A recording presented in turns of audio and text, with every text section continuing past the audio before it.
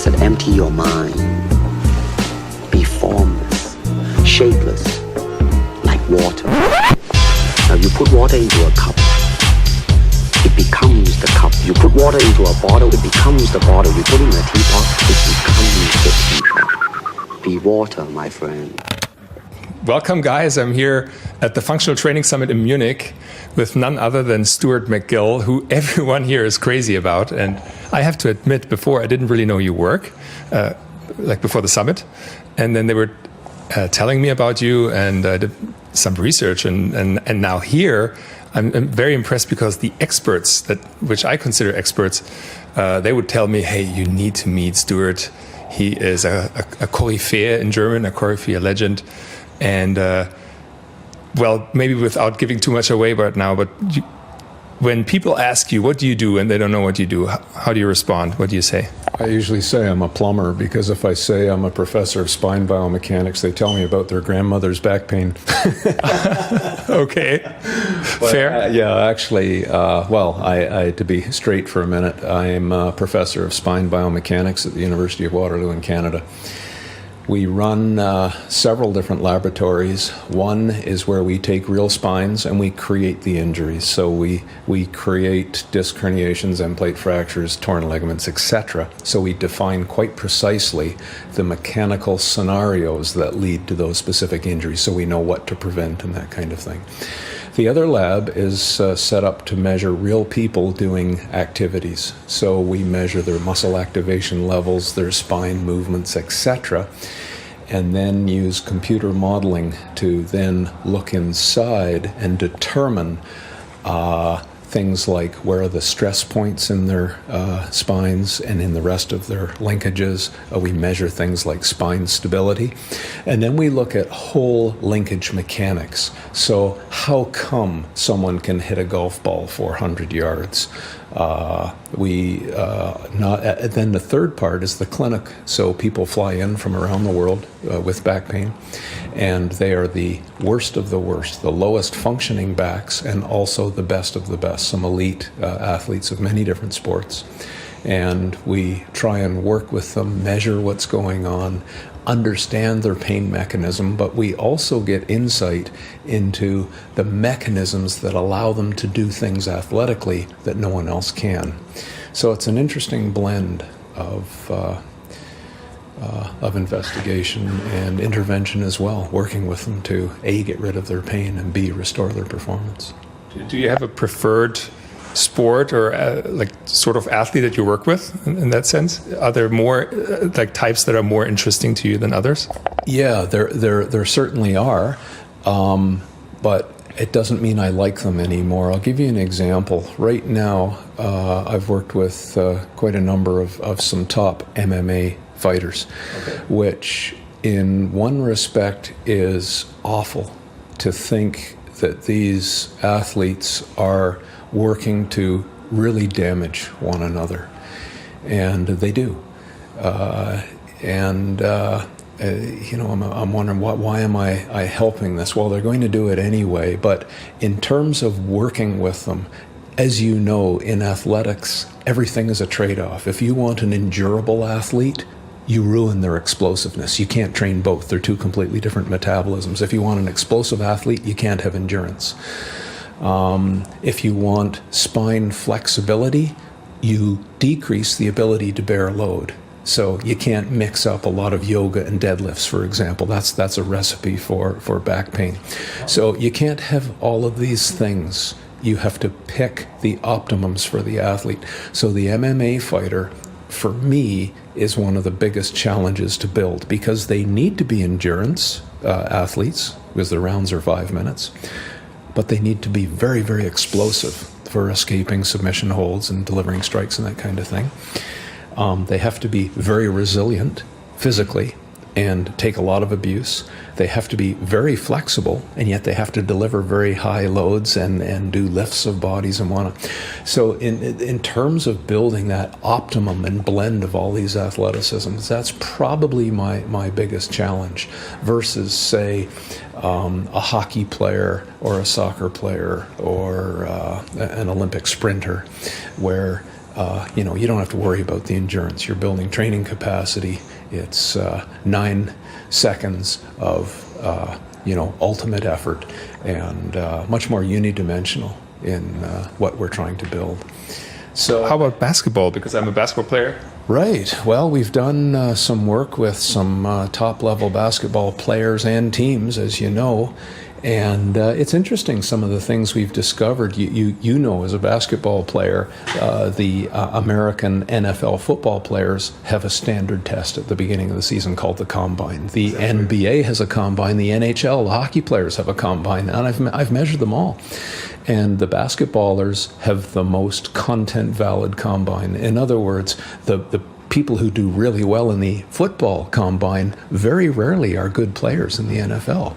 But it's quite opposite in basketball. So, for example, one of the tests that really predicts a good basketball player is the NBA lane shuffle test. And we know that great basketball players have a very competent drop step. So if I was to stand up for just a minute, a drop step is that. So that's a fundamental move in tennis. Say, if I'm moving that way for a forehand, it's a drop step. Drop hand to a back.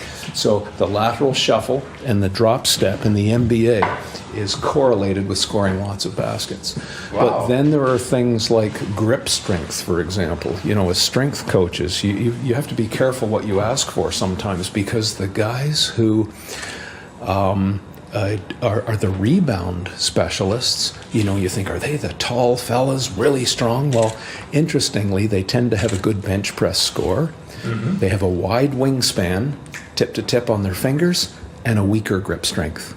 So the finesse of the ball around the basket may not be strength. It may be other motor control skills. So sometimes when you measure these things, there's a lot of surprises. Wow. But it hones you in on what you're looking for out of those elite players and what you might want to develop. But anyway, there's a few thoughts on basketball, but the Combine of the NBA is one of the more content-valid ones around. It's really interesting. I've never heard. We had one coach, actually, who wanted to make us better rebounders and had us hang at this, from a bar. To get our arms longer. So at the end now it made sense, because the wingspan, if it really helps increase your wingspan. Well, again, we all have these ideas on tests, but these tests should always have a test of validity. So go do that with half the team and then not with the other half of the team, and then test it. Did you change the output of the players who did that exercise? So that's always the final validation of any of these interventions. We all have great ideas, and sometimes they work and sometimes they don't. Yeah, you were saying that you stick very much to your science, and that you, because that would have been a question of mine, who do you look up to or who do you follow? And you said for the interview, you focus on science. You have your method and you have your data. And can you tell me that story? How did you come up with collecting that data and developing your method? Well, it's going to be perceived as very arrogant by some of your viewers, I'm sure, but I was asked yesterday, do you follow so-and-so's work? And the answer is, I really don't follow anybody. I try and ask the most difficult questions, sometimes the questions that other people are afraid to ask, and I'll design the experiment to get insight into that, and then I follow what the science shows. So I don't really follow a lot of other people who are selling a particular test or a certain way of doing things. I'd much rather get a population of athletes and measure it myself and come to my own conclusions. I don't think that's arrogant at all. Quite the opposite, actually. I think this is the right method to go after, because I think that, especially in my world and in the biohacking field, I think oftentimes people become these gurus, and whatever they say becomes science in a way.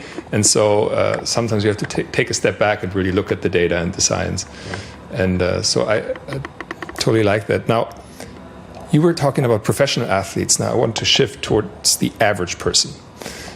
Because actually I discovered myself in some of the things you said, especially I would do a deadlift and then yoga after, and I just rang the bell. I said, okay, that might not be the best thing.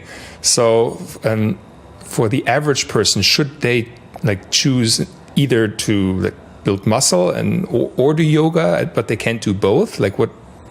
Can you talk a little bit about that? Yeah, very much so. The method should be this, is what we've found to be the most effective and associated with the greatest, most resilient athletes.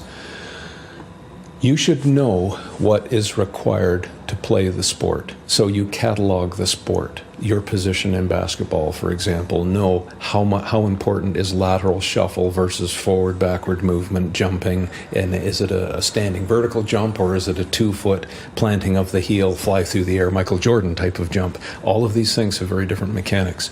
So know what the sport demands. Then assess the athlete for those variables that are important to the sport. So, for example, I'll take NHL hockey players. Years ago, they used to test the hockey player, how far can you run in 10 minutes?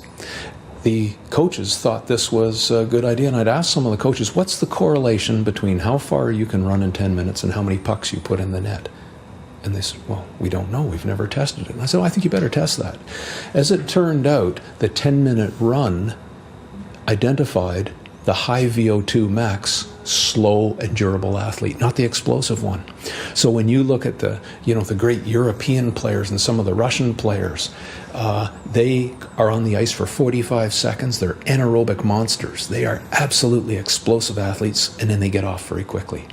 They have the worst 10-minute run time and the furthest standing vertical jump. So give me the hockey player with the furthest standing vertical jump, or horizontal jump, pardon me, and the poorest 10-minute runtime, because there's your explosive 45-second NHL star. Wow. So, you got to be careful what you're after. But now you've assessed what the sport needs. Now you assess the athlete, and you start to train the difference a little bit. So if they need more explosive power, don't pollute your training program with traditional things that may or may not be enhancing that athleticism. But, of course, my world, every person who comes to see me has a back issue. So I have to rebuild their athleticism, or if we're just talking about an average person, rebuild their ability to enjoy a pain-free life, but we have to do it in a way that's sparing their spine. Mm-hmm. So to go back to your deadlift and yoga example, you're mixing up two things. So to be a good deadlifter means you have to build a body that's resilient for axial load. The collagen, the fibers that make up the disc of your spine, have to be stiffened in order to bear high load. When you do yoga, you soften the matrix that holds the collagen together. So next time you put high load on it and repeatedly bend it, the nucleus will start to put pressure on the collagen fibers, and they'll slowly delaminate and open up. So you just created the perfect storm. You created laxity between the layers of collagen in your discs through yoga, and then you're asking it to bear high load. You can't do that. So the great grand masters of powerlifting, they can't even tie their shoe. But don't worry about it. That's what allows them to bear hundreds of kilos of load down their back. But and I'll give you another little example as well about matching the programming to a particular athletic body form. So I'm just looking at the width of your elbows here and the width of your knees, and I'm looking at the size of your skeleton. If you take a slender branch, you can bend it back and forth. There's no stress, there's no problem. But if you take a thicker branch and bend it to the same amount, it will shatter. So if I take a heavy rugby player with a heavy frame and get them to do sit-ups, they actually herniate their discs much sooner than the slender person. Mm-hmm. So a slender spine can take a lot of bending, but they won't survive, training to be a shot putter or a big rugby player. Or do you see why you have to now match? So if you want to do yoga, choose a person who's thin-boned, small-jointed, and they may do very well, but they won't win at powerlifting, and they shouldn't be doing deadlifts. So choose the exercise, and then choose the package and the program of exercises that are all building together to create the optimal blend of injury resiliency and athleticism. Mm-hmm. Mix them up and you'll have an injured athlete. That also brings me to Kelly Starrett, who I've met at the biohacking conference in Los Angeles, and he does a lot with softening up tissue, loosening up tissue, and he seems to be very flexible. He's a big guy. I don't know if you know how he looks like. Oh, I know Kelly well. Yeah, but We share a few athletes. that's what I assumed now. I was very sure that actually you guys were pretty close. But he is super flexible, and he has the story in his book actually where he says that he went to a yoga class. He never does yoga though, but the yoga instructor was really impressed with his flexibility. So is it that an athlete like that, who's thick-boned and strong, can still be flexible, but with other methods? There absolutely are exceptions and gifts all the time. It's a mistake to look at one athlete and say, well, there's the model. I'm going to train all my other athletes for that, because if they chose their parents right, they'll survive. But a lot of athletes aren't so lucky. So I've given you my opinions on that. That's consistent with our science. So that's what I have to stay with. So now I would be interested in what is your process when you first meet a person to evaluate or to say what they should do? Right. Well, as I said, they all come with the background of back pain or a back injury history. So the first thing I do is just talk to them freely, and I want them to express to me what their biggest concerns are. And I'm starting to weigh all those answers that they give me. What priority are they putting on things? How emotional are they about all of this and that kind of thing? And then I get into the physical testing, and the first thing I do, and by the way, I watch them move. I ask them to take their shoes off for no other reason that I want to see what movement patterns do they use to take their shoes off. They're revealing to me their movement habits. So people, they might pass a movement test, but it doesn't show me what their movement habits are, how they brush their teeth, get on and off the toilet, and these kinds of things, how they sit. That will show me where the chronic stresses are on their back and why they have back pain. But then I formalize what we call provocative testing. So I will put loads in compression, shear. I will bend them. I might put them under traction loads. I might put them into an endurance posture. I'm probing their back, trying to create the pain. When I create the pain, now I understand the mechanism of what's causing their pain. Immediately, I then try and take it away. So if I can show you, I'll give you an example. So if I created an axial load on my back, I'm going to say I'm not going to have any activity here at all, and I'm just going to go up and bounce on my heels. Boom. There's 1.5 times body weight. A back pain person might say, oh, there's no pain. Or they might say, oh, I just got pain in my right heel, showing me they've trapped the nerve root at L5. And then I'll say, good, push my fingers out. Don't push out this way, push out laterally. There is a bracing pattern. Perfect. Now hold that and do it. And they'll say, oh, you just took my pain away. So I've understood the mechanism of pain. Now I understand they've got a micro movement there. I can put on a muscular brace and take their pain away. Or the third scenario might occur. They'll say, oh, my pain is worse now.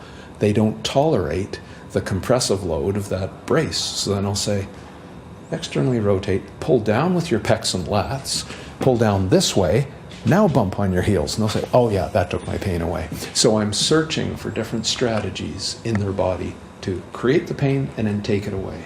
So now I'm learning what I need to create to make them pain-free and able to start training again. Mm-hmm. So there might just be an example of a pain provocation test and how I seek to find a program right away that I can start them off, and then just build progressions. We will build a little bit of movement patterns so they know how to brush their teeth without triggering pain. Then we build a bit more core stability and core control. Then we free their hips to allow hip mobility so they don't need to bend their spine. Then a walking program is non-negotiable, and we stylistically might change the way that they walk and the intervals to guarantee that they don't break into pain while they're walking. And then finally, we've built a pain-free foundation, and then we expand into movement patterns like a push pattern, a pull pattern. And then, you mentioned people like Kelly Stuart. He would agree with that last part, absolutely. Mm-hmm. So there's some commonalities and there's some dissimilarities with different programs, but again, I'm the guy who's responsible for people with back pain. That was the purpose of that book, by the way. Yeah. For the what is it called in English, by the way? back mechanic. And as you know, I've written a number of textbooks for clinicians, for the docs and the physios and the trainers, on how to deal with people with back pain. And it's the same approach: assess their pain triggers, understand them, then show the patient how to avoid their pain triggers, which neurologically allows them to desensitize the pain trigger. Very important. Before you give them back exercises, wind down the sensitivity so not everything hurts. Mm-hmm. That's the missing link in a lot of back programs. And then build a very wise program that will give them more stability, a bit more hip mobility, walking, and go through the program as I just described. But that book was the hardest book I've ever written, to find the magic blend for the lay person, because the back publishers wanted me to write a book, 5 Easy Steps to Fix Back Pain. And I said, that's a lie. That doesn't exist. If you buy a book like that, guarantee you will fail, because there aren't 5 easy steps. Mm-hmm. Everybody has a slight different genesis or mechanism to their back pain, and you have to tune your approach to that particular pain causation. So it took me about 4 years to write that and rewrite it to try and get the minimum amount of information, but still be true and valid in telling the truth, that there's actually 17 chapters in there to step the person through so they understand their pain triggers and learn how to engineer them out of their body. And it's fun coming to Germany, actually, because the world considers the Germans as the best engineers in the world. And yet when it comes to... Well? Yeah, sure I do. Look at the cars, and I love the technology and the motorbikes, and I'm a bit of a motorhead, a horsepower freak, so of course I love the engineering. But it seems when they're engineering a body and the linkage, the docs are saying, oh, well, we'll look at an MRI picture as if that's going to show us the pain. Does a beautiful car engineer or a car mechanic look at a picture of the car and tell you what's wrong? No, they have to drive it and tune it and tune the suspension to the horsepower on that particular day. And that's going to change with heat and the weather and all of these things. So we have to do the same thing with the bodies when we're assessing them, so we know how to tune them. But I now I'm at a meeting like this at Perform Better Europe, showing the trainers how they have the best opportunity, because they work with movement, and they can assess their clients for their pain triggers and movement patterns. They can become the best tuners of the body to take out the pain generators and get good, efficient movement. By the way, that just reminded me of that sentence by this mathematician, Pascal, who said, I'm sorry that I wrote you such a long letter, but I didn't have the time to write you a shorter one. That's just because it takes a long time to break something down into the minimum amount of content that you need to help a person. Yeah, that was a very big challenge for me. And they tell me I've got it right, though. So now, what is, and there are actually 2 questions. First of all, who are the ones that really should read this book? And maybe tied to that, what is something very frequent that you see that people generally do wrong and that results in back pain later on, and that they can maybe change? Is it like, do you have some movements or some things that people do? It could be picking up something. Yeah, I'll give you a couple of examples of that. So here is a posture of a person coming in to a trainer, and they say, okay, you train me, I've got back pain. And the person is standing like this. So I'm going to ask you to hold the microphone here with this hand.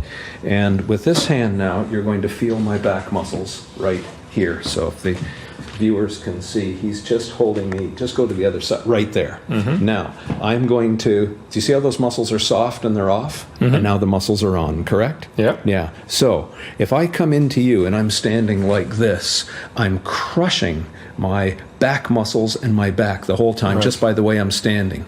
But if you as a trainer can recognize, I've got to fix that posture first, stand up, they just shut down. So I don't need muscle relaxants, because that's what the family doc would give you, a muscle relaxing pill. I just gave you the best, the trainer just gave me the best muscle relaxant by getting my center of mass over my hips. Now watch, feel those back muscles again. Now I'm going to poke my chin. See how the muscles came on? Oh, yeah. Now they're off. I'm going to round my shoulders. The muscles are on, they're off. So to build... They're really hard when you're leaning forward, and then they soften up. So it's not a matter of pills. It's a matter of tuning the body just a little bit. Now you've shut down the muscles and you've taken away their muscular backache. So there would be a very quick example of a pattern that a poor trainer would start training this person, and they would fail. They'd never get rid of their back pain. A good trainer would go through some postural awareness, teach the person, maybe do some thoracic. So there's a time for a stretch. We might do a thoracic spine stretch. Just for example, just hold your hands behind your head like this, and now pull your elbows around, and now you're a tall one, but just push your elbows down into me. And then, not too hard, that's too strong. There, we count to 10, 7, 8, 9, 10, relax, and I'm just going to pull you back. There, now do it again. And relax, and we do a few cycles of that. Now, put your arms down, and you'll find all of a sudden, oh, I'm a little more upright now. So do you see, just even that, I opened you up, and we actually got perfect, a better standing posture, and less load in your back. So there might be one example of how a little bit of tuning of a body can set you up for less pain. You're a tall dude, but over time you're going to find, when you're my age, you'll be starting to have this tendency. Do a few of those exercises and keep your body aligned, and you'll be less pained and more pain-free as you age. So there might be just one little example, tiny little example of what we might do. Is that for everybody? No, but when we guide the person, this guides the person through a self-assessment of their pain triggers, because going to the doc and getting a 10-minute appointment, you're guaranteed you won't get any insight. So the medical system is broken, and I'll say that, I'll stand by it. I don't care about the political flack. Because they don't treat the healthy person, they treat the ones that already have a problem. The only way you're going to solve back pain is to have a lengthier assessment and pay for it, and understand precisely the pain triggers and then deal with them. But don't tell me that the pain is in the person's head. That just comes from a doc who doesn't have the expertise or time to assess the real pain triggers. So we're empowering the person to do it themselves. And they may get assists from their physios and their trainers and whatnot to do that. By the way, because I just think of that, but as a biohacker, I'm focusing oftentimes on longevity. What, in your opinion, is, or according to your experience, is the sport that, say, a non-athlete, someone who's just interested in physical activity, can do in order to really prolong the time where he has no problems with back? That's a very complicated question. You're not realizing the complexity. For example, you can have what we would call the couch potato. I don't know if you have the same expression in Germany. So you might have a very heavy person who just sits on the couch all day. They never have back pain. It's so unfair. And then you have the person who they work at a computer 8 hours a day for their job, and then they go to the gym for an hour every day. But sitting at the computer for 20 minutes gives them back pain. And what they've done, it's interesting, we've never found sitting on its own to instigate the changes in the discs to cause pain. But if you sit for 8 hours and then you go and train and you do stupid things at the training center, like you'll do burpees, then you'll do multiple Olympic lifts, and then you'll do some sit-ups, you just softened the collagen, and then you loaded the collagen. You just created the perfect storm. So now sitting at the work for 20 minutes causes back pain. They would have been so much better to choose one. If they're going to create a bendable spine, you better not add too much heavy load. If you add a lot of heavy load, you've got to back off on the mobility. You cannot have it both ways. That's one of the trade-offs. If you don't, you won't tolerate sitting for 20 minutes. So if you know how to do it, the trick is in the programming. You have to pick some of your goals and stay with them a bit. So now your question, you want a nice life, you want to live a long time. The answer is don't get into heavy athleticism, I'm afraid. Great athletes don't live very long. Your joints only have really so much to them. So all of this that I hear on the internet now of people trying to set their own personal bests and whatnot, I understand because I was young too. Mm-hmm. And I've been through all of that and heavy lifting, and I have joint replacement to prove it. But if you are just moderate and don't blend too much heavy lifting with a lot of mobility, you will be a happier 70-year-old keeping your own joints. So don't mess up your joints if you want to. That's great advice. Yeah. No, thank you, because I think many people are not aware, and they're trying to stay fit, but with extreme measures. Right. And not realizing that later on, in 10 years from now, that might actually result in broken joints. Those injuries and damage will accumulate, and they would have been a healthier 70-year-old had they not done it. So the trick now, it's interesting when you look at training goals through life. Of course, when you're a child, you're trying to develop movement skill, athletic skill, and general movement competency, of course. So you work on the variety of these athleticisms. Don't start a single sport too young. You know, the great basketball players, by nature, a tall man just takes longer to develop that beautiful basketball athleticism. So, do all kinds of other motor things, and you'll get a better basketball player in the end. So the best basketball players when they're 15 aren't the ones playing in the NBA. Yeah. They're the much longer to mature. But then when you're young and full of hormones and whatnot, I get it. You want to test yourself, and I get that. That's all part of growing up. But you also heal a lot faster. Then when you get to 40s and 50s, your job is to status quo. Be healthy. Do the things that you want to be able to do. Then you get to my age, I'm 60. My job now is I don't want to lose anymore. So I'm just doing just enough, because if I do too much, I get sore. If I do too little, I'm stiff and I lose my ability. So if I come here to teach for 8 hours, I've got to be fit to do that. So I have a fitness that allows me to teach and do these things that I do for 8 hours. When I'm 70 or 80, my training goal will be to reduce my biggest risk in life, and that's falling. So don't fall. I'll be doing more balance training, more hip power, more learning to get my foot out in front of me to arrest a fall should it occur, and that kind of thing.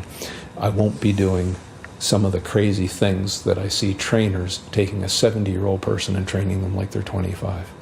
So to recognize that the goals change throughout the lifespan is the key to your question of what creates a good long life. It is a process that morphs and changes as your goals change. Wow. This is actually one question now that I was asked to ask you by other trainers that want to step in your footsteps. And this is, and it could be a methodological thing. What is one thing that you would recommend your 30-year-old self now that you, let's say, start? And it could be anything from how you approach science or how you go about maybe your own routine in order to keep yourself healthy. But do you have maybe an advice for the trainers here? They're going to be disappointed in that I don't, because I made a lot of the same mistakes as everybody does growing up. But when I look back on it, it was the mistakes who made me and what I've become today. So can I change anything and go back and redo it? Of course I can't, because that's all made who I am today. So I probably worked a little bit too hard I was too passionate about becoming the master of this craft as I was younger, and I dedicated myself to that. Had I not done that, I wouldn't be able to be as comfortable as I am now in seeing backs and trying to guide them through to enjoying life a little bit more. So I really can't go back and change anything. But do you remember that old movie, Arnold Schwarzenegger in Pumping Iron, and he said, "You must always stay hungry, stay a little hungry." And as for some of the clients that I see, some of them are Hollywood people or prominent politicians. These people are running countries. And every single one of them is a high-performance person. And what is common among all of them? And I think it's the ability to tolerate a little bit of discomfort. So you might be criticized. That's not comfortable. But you have to stay with what you know to be true, whatever those core values is or are. And it's that staying a little bit hungry, don't get too comfortable, work a little bit harder, deny yourself, I'd love to have 10 beers at night, but I can't because I won't perform tomorrow. I can't eat too much because I have to play a little bit to balance. So all of this is just through life. Don't get too comfortable. Stay a little bit hungry and keep progressing as best you can and find the balance somewhere and become a master of your craft. Wow, I think this is an excellent way actually to also round this up. This is a wonderful last advice, because usually my last question is, what is the one message that you would like people to remember listening to this? And I think you just did it wonderfully already. Yeah, become a master of your craft. Not too many people do that. I'll have a young person who think they're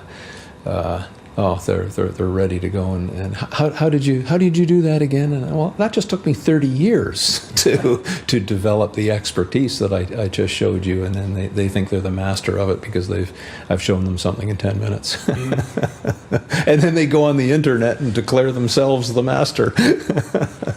It's a crazy world. It is now with the internet, because communication is just growing way faster, our methods of communicating, than anything else. So people are able to get their message across to everyone.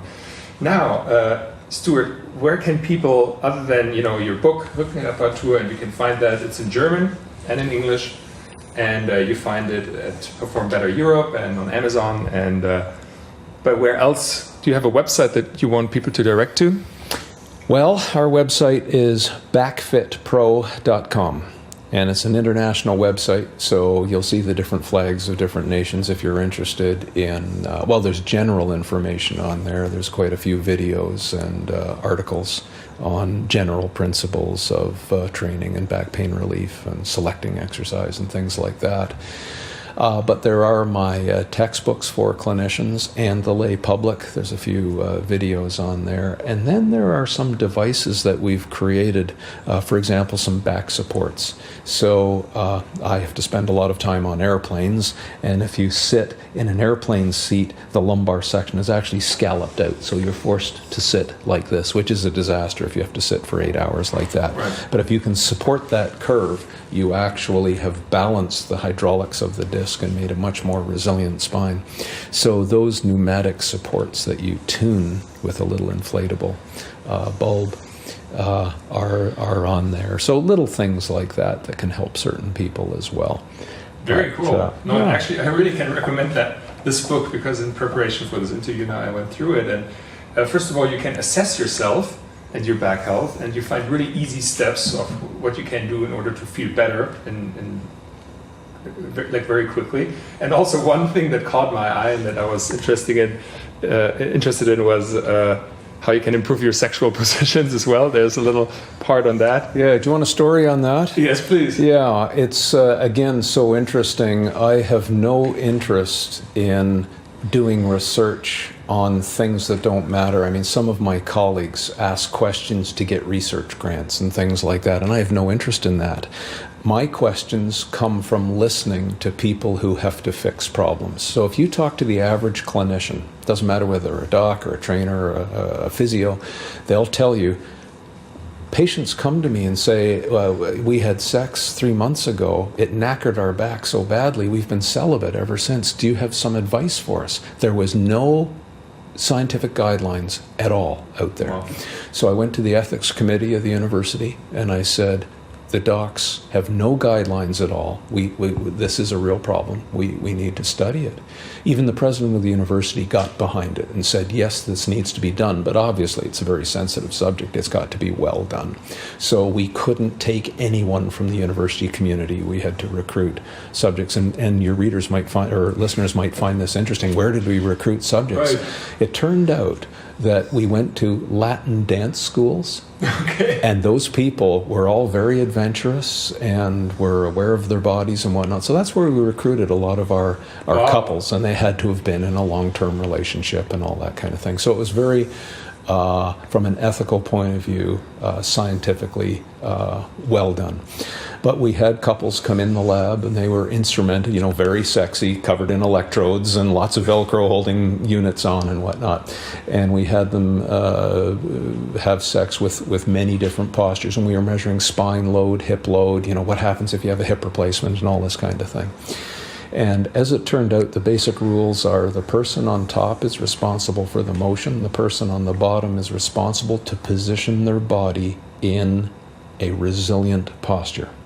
And then if a person is triggered with spine flexion, we then show them techniques to avoid that pain trigger. If they're triggered in spine extension, so we created an atlas, and they've been published in various medical journals now. Mm-hmm. But I do give that away in the book as well. So things like that are real issues. Now the medical profession has scientific guidelines for their recommendations to their patients who trigger pain that way, how to select a mattress, what happens if you have kyphosis or stenosis, you're getting a bit older, some special conditions. But anyway, that's what we do. We listen. I'm criticized at home a little bit. Why would I go to a Perform Better meeting? They're not physical medicine doctors. I say, are you kidding? Those are the people who know movement better than any of you. And they're the ones on the front lines. When they ask me a question and I have to say, I don't know the answer to that, that's my next experiment. Their next experiment comes out of, what they have to do to get grant money. Mm-hmm. So right. That doesn't interest me. But I get the real questions and the questions that matter from working with people like you. So do you see why we need one another? You actually drive our research program.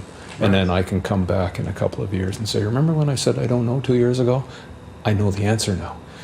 And so that's... There were more of your kind, more professors and doctors thinking like that. Well, anyway, that's one of the joys of my life, to go and have a beer, which I'm listening all the time, what the problems are, and try and solve them that way. Stuart, I think if people were still skeptical until now, I think now they're totally convinced that this is worth a read. Thank you so much for your time. This was great. Max, can I say, your interviewing style is beautiful. Nice, easy, conversational. You're really good at your job, so thank you. Thank you. Appreciate that very much. Thanks. And thanks to Perform Better. And we are out.